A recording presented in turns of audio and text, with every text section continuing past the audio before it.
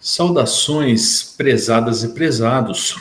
O conteúdo de hoje é relativo à história da ciência e o tema dessa aula é mito, o primeiro passo da ciência. E para dar um gostinho deste mito que deu origem à ciência, eu vou compartilhar com vocês agora uma declamação de uma poesia grega, feita pelo professor Leonardo. Eu vou estar mostrando para vocês aqui com o cursor o que esse professor está cantando, certo? Porque tem aqui o trecho em grego e embaixo a tradução, tá? E este é um vídeo, assim como outros que eu vou exibir aqui, que vão estar presentes na descrição, certo? Agora, passo a palavra para Leonardo. Odios adietas, fatitis potetas policruxo, pitonos águas etas, tebas secretamai, foberan frenadei matipalon, ietani epaian, anfisoias domenos, timoiane onaderite lomenais, orais parinex aniseis creos heipemoio cruceas, tecnonergidos ambrote fama.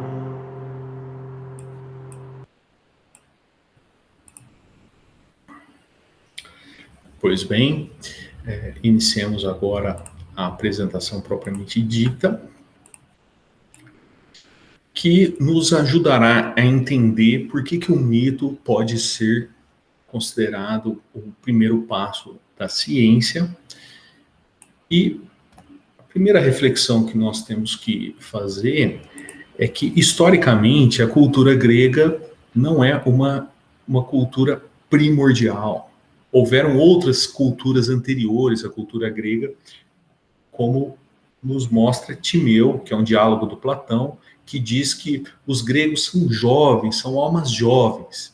Então, isso pode surpreender alguns, mas o fato é que as culturas egípcia, mesopotâmica e minoica, elas tiveram desenvolvimentos que nós chamaríamos de desenvolvimentos científicos mais de 2.000 anos antes dos gregos. No caso, as pirâmides do Egito, elas foram feitas 2.000 anos antes do surgimento da ciência na Grécia. As cidades-estados na Mesopotâmia, elas existiram 2.600 anos antes do surgimento da ciência. As instalações hidráulicas, códigos legislativos, 2.000 anos antes do surgimento da ciência. O uso do cobre, as navegações comerciais na civilização minoica antecederam o surgimento da ciência em mais de 2.000 anos. E aí vem a questão óbvia, porque ainda assim dizemos que a ciência é uma invenção grega. E o nosso desafio hoje vai ser refletir sobre essa questão. A primeira resposta para essa pergunta, por que a gente, ainda assim, ainda que houveram culturas anteriores à grega que tiveram desenvolvimentos de engenharia, por que ainda assim nós dizemos que a cultura grega é o berço da civilização e o berço da ciência?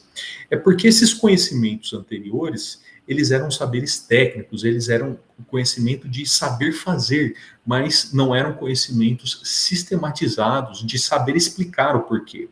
E além disso, no caso específico do Egito, esses conhecimentos eram secretos e não compartilhados.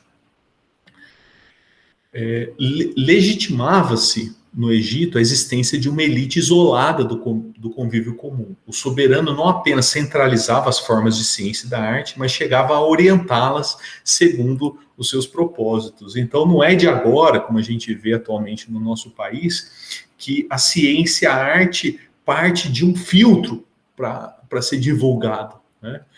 No Egito, isso já acontecia.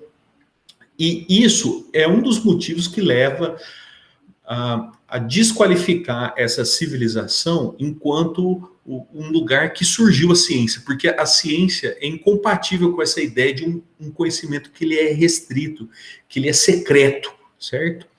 E o próprio Aristóteles, ele testemunha essa informação histórica para a gente, dizendo que existia no Egito uma casta sacerdotal que desfrutava de inatividade para poder se dedicar ao estudo. O problema não é se dedicar à inatividade para poder se dedicar ao estudo. O problema é ser uma casta, é ser uma elite fechada, uma elite secreta.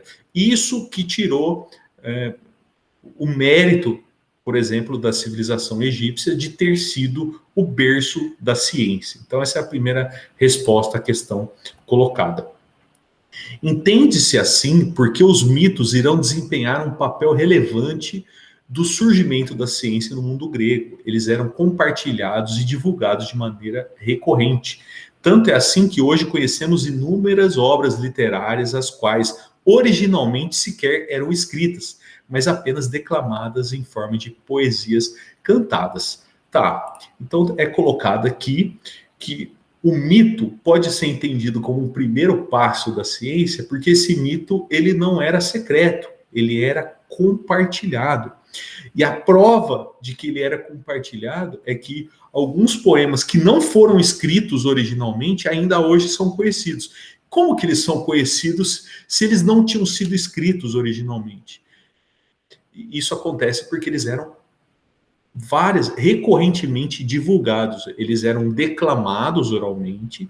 A partir do momento que as informações, as obras literárias passaram a ser escritas, passaram a ser documentadas, passaram a ser arquivadas, essas poesias que eram declamadas, elas passaram a ser registradas por escrito. Mas tudo isso testemunha esse caráter de compartilhar o conhecimento que acontecia através do mito.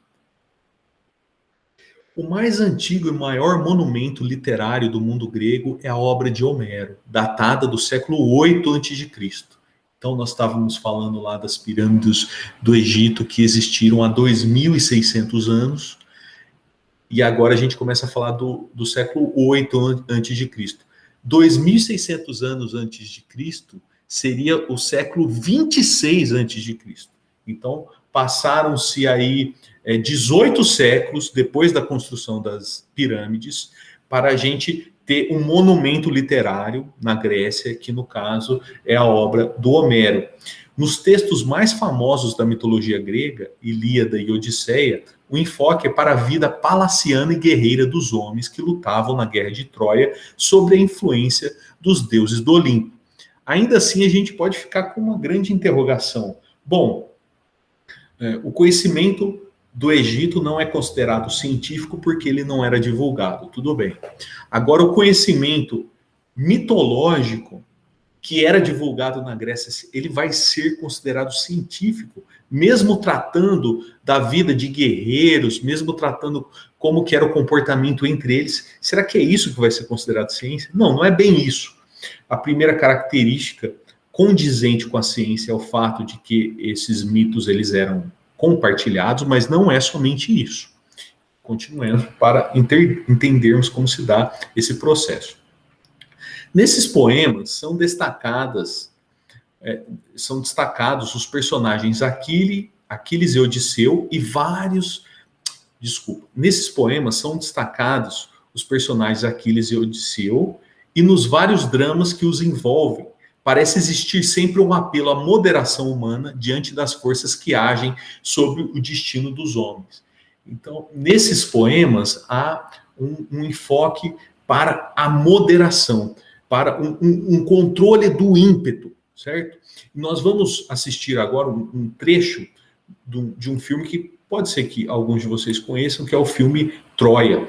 A gente vai ver nesse trecho a mãe do Aquiles, que é a Tétis, conversando com ele às vésperas da saída do Aquiles para a guerra de Troia. Então vamos ouvir.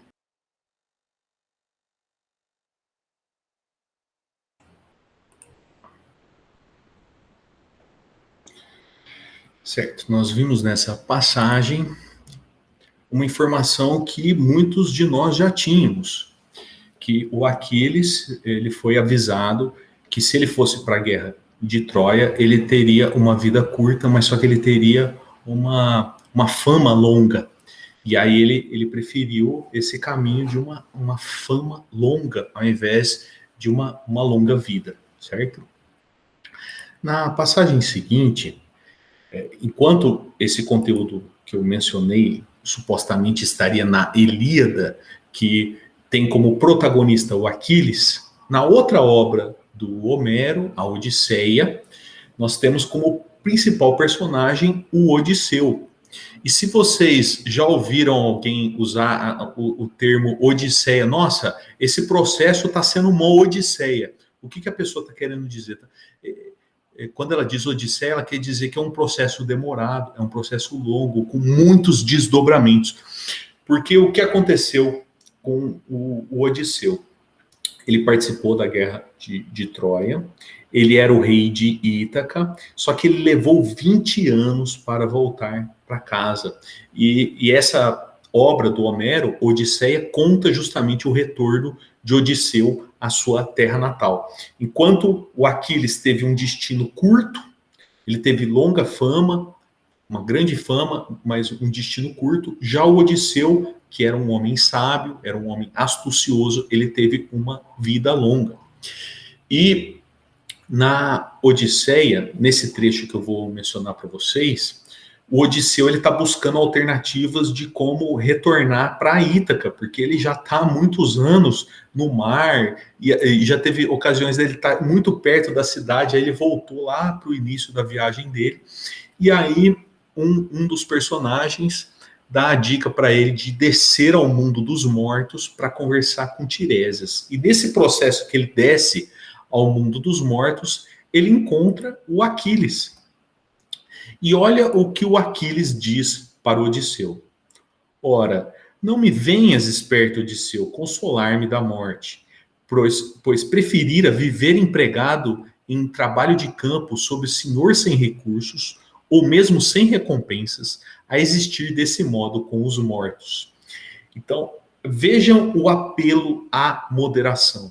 Existem forças que impulsionam o ser humano a não ter liberdade. E nós vemos aqui que um dos personagens, ele reviu a sua posição.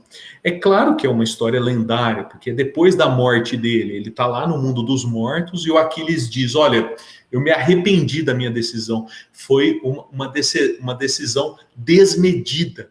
Quando eu estava vivo, eu decidi errado, eu fui impetuoso, eu fui desequilibrado. Então, é um elemento que eu estou destacando nessa mitologia, que é o surgimento da ciência. Agora, vamos assistir também um trecho de um filme que foi inspirado na Odisseia. Enquanto Troia foi inspirado na Ilíada, nós vamos assistir agora um filme que foi inspirado na Odisseia. Tá? E na cena que nós vamos assistir, para quem não conhece a história da Odisseia, o Odisseu, quando ele finalmente consegue retornar para Ítaca, ele tem um plano genial. Ele se disfarça de mendigo para entender o que estava acontecendo no reinado dele. E ele descobre ali no reinado dele que existiam alguns pretendentes da sua esposa, Penélope, que estavam morando há vários anos no seu palácio, estavam usando as suas riquezas. E este jovem que nós estamos vendo aqui é o Telêmaco, é o filho dele. E o Odisseu vai aparecer depois, disfarçado de mendigo, e também vai dar um conselho para o seu próprio filho. Vamos ver qual é esse conselho.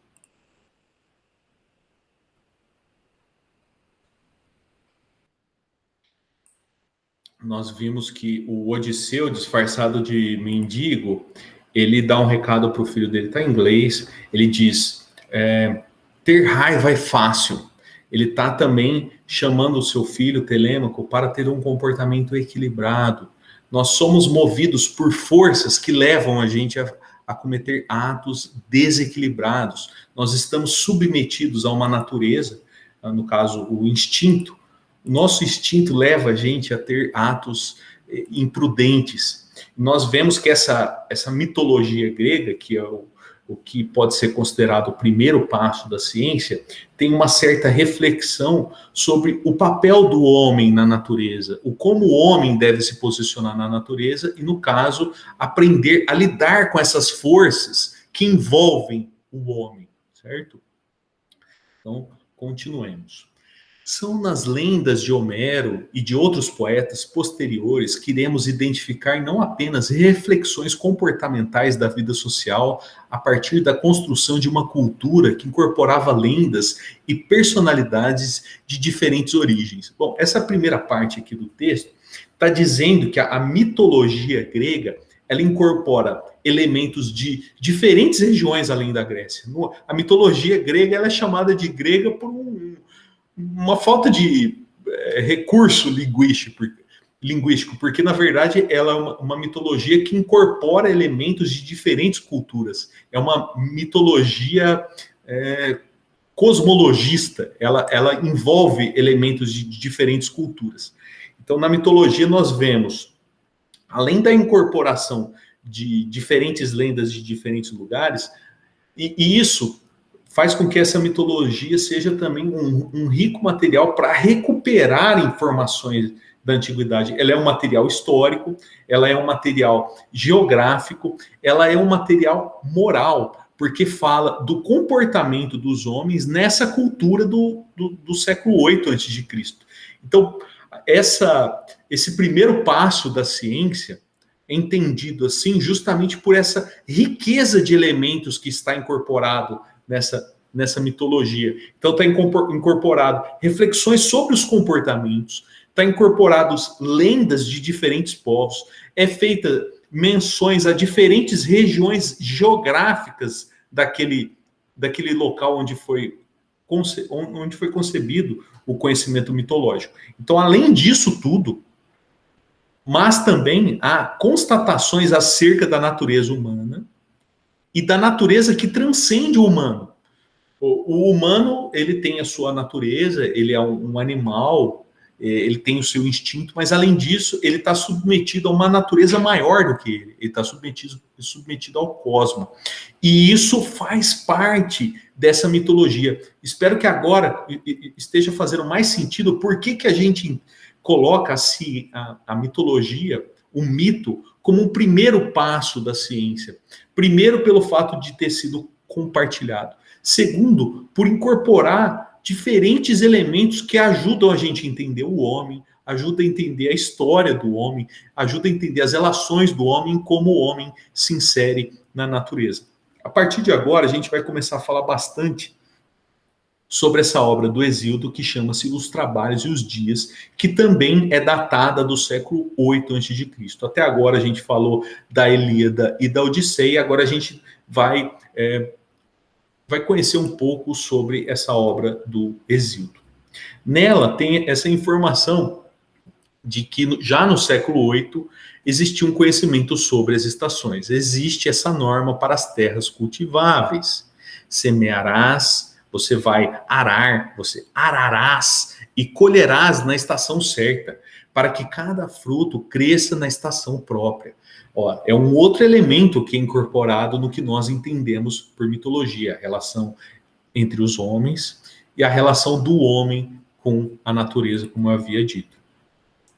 Neste momento, os porta-vozes da origem, da gênese do que aqui chamamos de ciência eram os poetas.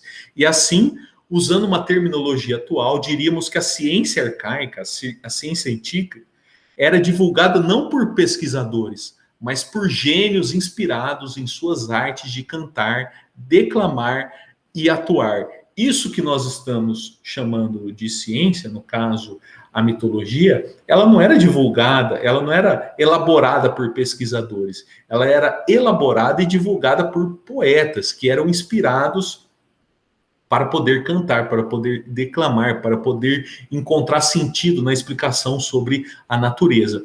E os próprios poetas tinham um reconhecimento, eles tinham noção disso. Olha o que diz o Hesíodo nessa obra que eu estou mencionando agora, Os Trabalhos e os Dias. Mostrarei a ti as medidas do mar, de altos bramidos, eu que nem sou instruído em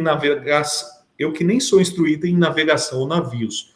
Mas mesmo assim direi o desígnio de Zeus, porta-égide, pois as musas me ensinaram a cantar hino extraordinário. Então, como que era capaz esse poeta fazer isso? Pela inspiração das musas. Eram em contextos de festivais, de festas familiares, que essas poesias eram declamadas. Primeiramente em forma de epopeias e de odes, que são formas de poemas. Epopeia é um tipo de poema que conta a história justamente desses guerreiros que participaram de guerras. Posteriormente, essas poesias elas eram declamadas em cantos corais, tragédias e comédias. E, portanto, posteriormente, essas poesias elas eram declamadas em peças teatrais. De um lado, pulsões arrebatadoras do universo que nos envolve e que nos impelem a agirmos com indisciplina e instinto. De outro, a capacidade humana de agir com equilíbrio, sabedoria, diante da natureza e diante de seus semelhantes. Então, esses poemas, eles vão abordar duas vertentes. As forças que impelem o homem e, de uma outra vertente, a capacidade humana de lidar com essas forças. E até aqui, os termos gregos que resumem essa explicação que eu estou dando, os termos são hybris, que é violência e desmedida. No caso, a híbris acontece não somente da natureza contra nós, mas muitas vezes acontece de nós contra os nossos próprios semelhantes. A híbris, a desmedida, a violência, o desequilíbrio. E um outro termo também, para a gente entender todo esse processo que faz com que o mito seja o primeiro passo da ciência, um outro termo é a própria palavra que a gente vai traduzir por mito, que é a palavra grega mythos, que significa conto fabuloso, lenda, mito. Outro termo também importante é o logos, que a tradução dele é argumento, explicação, a razão de alguma coisa. E agora também a gente vai refletir sobre a palavra que originou o que nós conhecemos como teatro. A palavra que hoje nós dizemos como teatro, ela vem do grego theatron, que é o lugar onde assiste uma peça. Hoje a gente diz que teatro é o lugar da peça, mas originalmente o theatron era o observatório, é o lugar de onde você observa, e não o próprio lugar que é observado. Entendem a diferença? E vocês vão ver que o Bertrand Russell, que é um autor que já foi mencionado aqui, ele vê uma relação interessante com esse termo, quando ele diz que vale a pena lembrar que, de início, a palavra grega teoria, percebam que ela é muito parecida com a palavra theatron, porque ambas, theatron e teoria, elas vêm de um verbo grego que significa observar, que é o verbo theaomai, que é observar. Então, vale a pena lembrar que, de início, a palavra teoria significava algo como ato de contemplar. No teatro, você estava a contemplar uma encenação que fazia alusão à própria vida. Olha o primeiro passo da ciência relacionada ao mito, relacionada às forças que envolvem o humano e relacionado também às construções culturais de um povo que refletiam e compartilhavam esse conhecimento. Uma viva curiosidade apoiada numa investigação apaixonada, embora desinteressada, eis o que garantiu aos gregos antigos o seu lugar único na história. Isso quem diz é o Bertrand Russell. O que nós temos aqui, meus caros e minhas caras, são manifestações da cultura grega que incorporavam um saber que era continuamente compartilhado e reinventado. E essas lendas, esses mitos, essas peças de teatro eram a maneira de interpretar a realidade, interpretar o comportamento humano, interpretar como nós podemos nos inserir nesse mundo. E por todos esses motivos que o mito é o primeiro passo da ciência. No início dessa apresentação, nós vimos uma declamação do professor Leonardo de uma tragédia grega, Édipo Rei, e agora nós vamos assistir novamente, só que a tradução de um trecho, para mostrar que isso que eu falei até agora sobre a mitologia, o que aconteceu com os personagens Aquiles, Odisseu, vai acontecer também com o personagem Édipo Rei, que ele está passando por uma situação de desequilíbrio na cidade que ele mora, que é a cidade de Tebas. Então são os ímpetos, é a híbris que está assolando a cidade de Tebas, e aí eu vou mostrar como isso aparece nessa tragédia.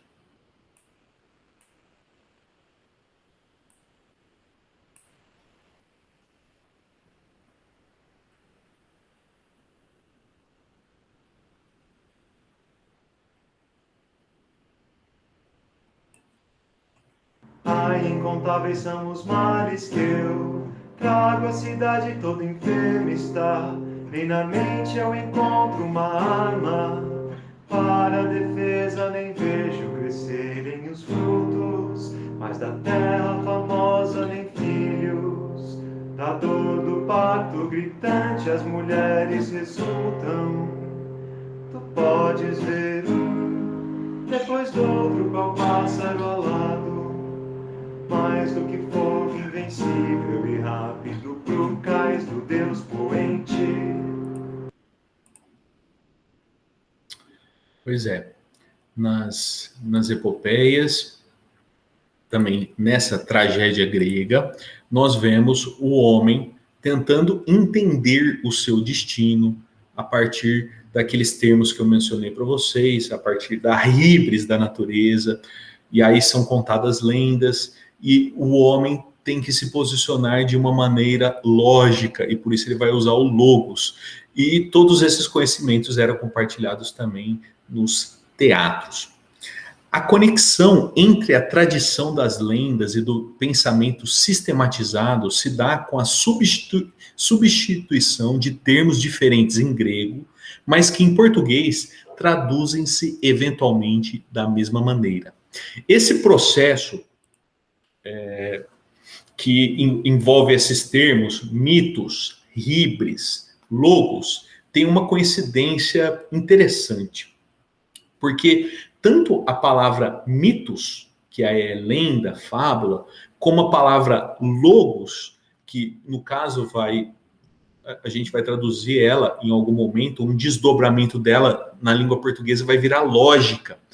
Tanto mitos quanto logos na língua portuguesa vão se traduzir pelo mesmo vocábulo que é palavra. Mitos significa palavra, logos também significa palavra. É isso que esse texto está dizendo.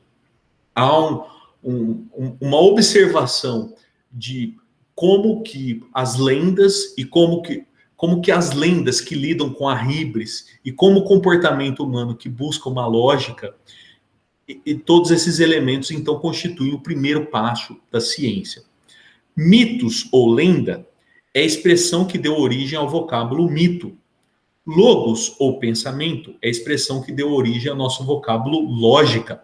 Tanto mitos como logos, porém, podem ser corretamente traduzidos para a nossa língua como palavra. São esses termos caros, são esses termos importantes ao que estamos aqui colocando como o surgimento da ciência. Além dessas informações que foram passadas para a gente entender esse surgimento da ciência através do mito, da híbris, das lendas, ainda nessa obra, Os Trabalhos e os Dias, nós vemos alguns elementos que, apesar de terem aparecido no século 8 a.C., ainda aparecem contemporaneamente na nossa vida. Um desses termos é a noção pragmática do conhecimento. É a noção de que nós buscamos conhecimento para uma finalidade prática. essa noção não é uma noção contemporânea, é uma noção que é datada do século VIII a.C., pelo menos nessa obra. Existem divergências entre os poetas, existe divergência entre as lendas, existe divergência de conteúdo entre os autores. Só que em Hesíodo, no século VIII, a gente já vê essa noção, essa preocupação com conhecimento que seja prático e não seja um conhecimento meramente teórico. Na verdade, diz o poema Os Trabalhos e os Dias, e quando tem essas marcações entre parênteses, são os versos que a gente encontra essas informações.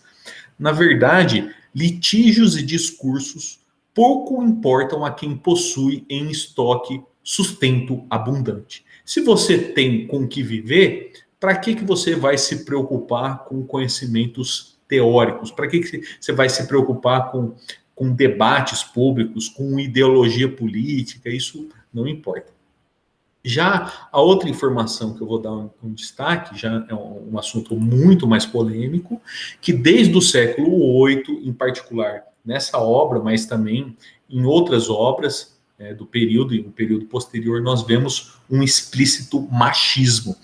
Nessa passagem que eu destaquei aqui, nós vemos a vingança que Zeus fez contra os homens, porque Prometeu roubou o fogo dos deuses e deu para os homens. Aí teve uma vingança. E qual foi essa vingança? A criação da mulher. Então, como vingança ao roubo do fogo efetuado por Prometeus, Zeus ordena a Hefesto que moldasse de face semelhante às deusas imortais uma forma bela e amável de donzela. Logo, o deus coxo moldou-a da terra, à semelhança de uma virgem respeitável. Deu-lhe um cinto, enfeitiçou-a a deusa Atena. Vai ter a continuação. Mas olha que interessante, enquanto que na Bíblia o homem foi feito do barro, nesta obra mitológica, quem foi feita a partir do barro foi a mulher. Então, continuando aqui, o mito de surgimento da mulher. Então, envolveram seu corpo com joias douradas. Então, o mensageiro matador de Argos fez em seu peito mentiras, palavras sedutoras e um caráter fingido. Assim, o arauto dos homens nela colocou linguagem e chamou essa mulher de Pandora, porque trata-se de um enorme presente, mas um infortúnio aos homens que vivem de pão. Segundo a mitologia machista, a primeira mulher foi Pandora. E é dito aqui que trata-se de um enorme presente, porque a palavra Pandora é formada a partir de pan, que significa tudo, e doros, que significa presente. Então a palavra Pandora é todo tipo de presente, mas vocês sabem que o presente ele tem um componente assim que pode não agradar. Você não sabe o que tem dentro de um presente. E é dito aqui que a criação da mulher, no caso, foi uma espécie de vingança contra o roubo do fogo. E aqui é colocado várias características negativas, né, como se isso fosse parte de todas as mulheres. E hoje, com toda razão, nós questionamos esse machismo que vem, então, de longa data, desde o século VIII a.C. E agora, nos encaminhando para a conclusão, a gente entende agora por que o Egito, com as construções das pirâmides, ainda assim não logrou, não deu como mérito ao Egito, a esse povo, a essa civilização, o mérito de ter inventado a ciência. Então vamos ler. Enquanto no Egito a construção das pirâmides só foi possível com o uso de elaborada engenharia e, portanto, de um elevado saber científico, ainda assim é na Grécia que encontramos o berço do que chamamos de conhecimento científico. Porque, diferente da civilização do Nilo, textos literários, instituições artísticas e jurídicas reconstruídas pela arqueologia atestam que o conhecimento semeado em solo grego era produzido e compartilhado de modo não secreto ou religioso. Prova disso é que até hoje especula-se sobre os procedimentos que possibilitaram a construção das pirâmides, um feito atingido a partir de conhecimentos acessíveis à casta misteriosa dos protegidos, fato incondizente com a ideia de construção coletiva e colaborativa que até hoje é uma pedra angular do conhecimento científico. Então ficou explicado aqui, imagino que suficientemente, que apesar do Egito e de outros povos terem produzido prodígios que são admiráveis, esses povos não compartilharam esses conhecimentos, eles não embasaram esses conhecimentos, eles não deram a oportunidade de participação do povo na construção desse conhecimento. E por isso, um conhecimento secreto, ele não é considerado científico. E o exemplo que é dado é que até hoje, se vocês pesquisarem, vocês vão ver que tem várias especulações sobre como foram feitas as pirâmides. A gente pode dizer que as pirâmides foram feitas a partir de um conhecimento científico? Nós temos somente especulação sobre isso. Nós não temos uma comprovação sobre isso, certo? Bom, agora, finalizado o conteúdo, apresento para vocês as obras que foram mencionadas para ser desenvolvido esse conteúdo, e no vídeo vão aparecer também os vídeos que foram exibidos. Então, na descrição do vídeo vão aparecer os vídeos que foram exibidos na apresentação, tá certo? Então, muito obrigado pela participação de vocês e nos vemos em breve. Até mais.